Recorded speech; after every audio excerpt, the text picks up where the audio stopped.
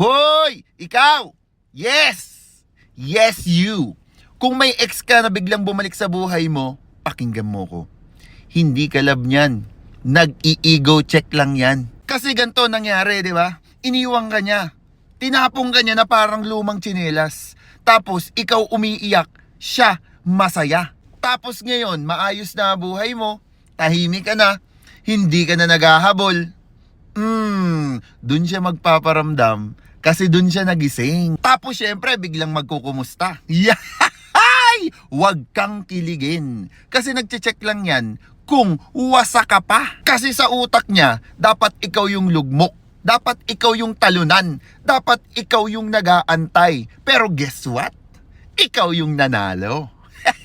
Kaya siya bumalik, hindi naman dahil miss ka. At mas lalo namang hindi naman dahil mahal ka. Gusto niya lang patunayan na kaya ka pa rin niyang makuha pag gusto niya. Parang, check ko nga to. Accessible pa ba to? Kapag nag-reply ka kagad, ego restored. At kapag kumagat ka, mission accomplished. Hindi ka jowa, hindi ka ex. Ikaw yung confidence booster niya kapag mababa na. At tang ina, hindi ka emotional first aid. Tandaan mo to, may mga ex na bumabalik para lang makabawi.